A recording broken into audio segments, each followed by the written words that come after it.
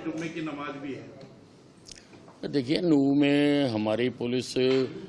पूरी तरह से काम कर रही है और अभी तक 102 एफआईआर दर्ज की जा चुकी हैं, 202 लोगों को गिरफ्तार किया गया है, 80 प्रिवेंटिव डिटेंशन में हैं और अभी हम जिनको हमने गिरफ्तार किया था उनको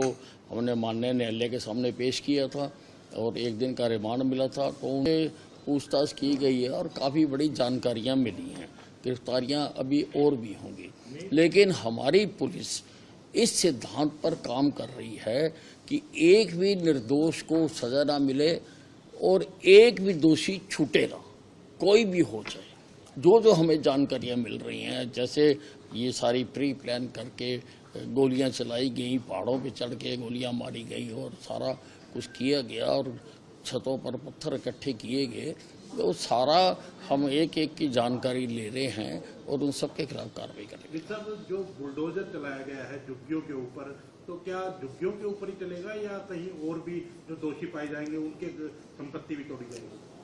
देखिए, ऐसा है, इसमें हम पूरी कार्रवाई कर रहे हैं और जिसमें जैसे जिसके ऊपर केस बनता है उसको इलाज करेंगे और इलाज में बुलडोजर भी एक दवाई है, वो भी जहाँ जरूरी होगा हम चलाएंगे। अच्छा,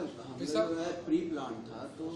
मास्टरमाइंड का पता चला क्या अभी तक? नहीं, देखिए, अब जैसे जैसे चीज़ें सामने आ रही हैं, लोग बता रहे हैं, लोगों के बयान हो रहे हैं और सारी जो सीसीटीवी फुटेज है वो खंगाली जा रही है। मैंने सभी पत्रकार बंधुओं से भी प्रार्थना की है कि जो उस वक्त कवरेज कर रहे थे कि उनके पास जो भी फीड हो वो हमारे अधिकारियों को दें और बाकी भी जो लोग यात्रा में थे उन्होंने भी मोबाइल में काफ़ी लोगों ने बनाई हुई है, दे शुड कम फॉरवर्ड और आकर बताना चाहिए कि ये हमने रिकॉर्ड किया है और उसके आधार पर हम कार्रवाई कर रहे हैं। कल के एसपी का तबादला कर दिया गया है और भिवानी भेज दिया गया है। भिवानी वाले एसपी की पहले ही ड्यूटी लगाई हुई थी, क्या कारण रहा कि वो? देखिए, ये जो भिवानी वाले एसपी जिनको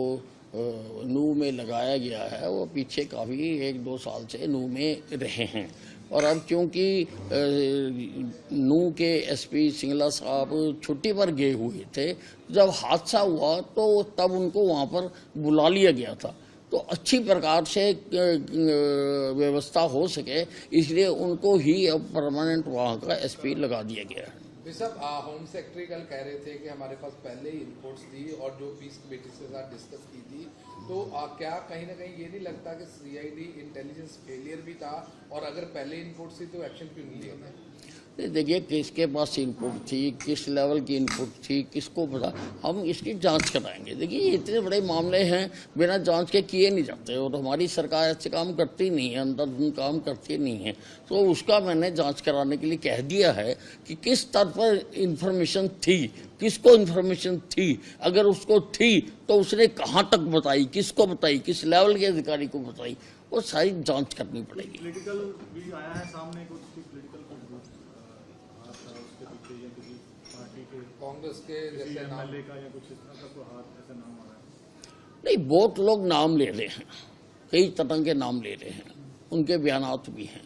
लेकिन हम पुख्ता जानकारी इकट्ठा कर रहे हैं, इकट्ठा करने के बाद ही कार्रवाई करेंगे। आज शुक्रवार है, आज जुम्मे की नमाज है, तो किस तरह से देखते हैं? आज कोई बातचीत हुई है आपकी वहाँ भी प्रशासन से कि किस तरह से एहतियात? नहीं, मैंने नूह और आसपास के सभी जिलों के डिप्टी कमिश्नर से खुद बात की है। पंजाब राजस्थान की कुछ सस्पेक्टेड गाड़ियां भी वहाँ पर देखी गई हैं, वीडियोस मैंने खुद बात की है और वहाँ के मौलवियों से भी हमने बात की है। हमने उनको कहा है कि किसी प्रकार की कोई हिंसा नहीं होनी चाहिए और मौलवियों ने अपील भी की है, लेकिन उसके बावजूद मैंने कहा है जो संभावित स्थान हैं जहाँ पर नमाज पढ़ी जा सकती है, ना केवल नूह और उसके आसपास बल्कि सारे हरियाणा में जहाँ पर पढ़ी जा सकती है वहाँ पर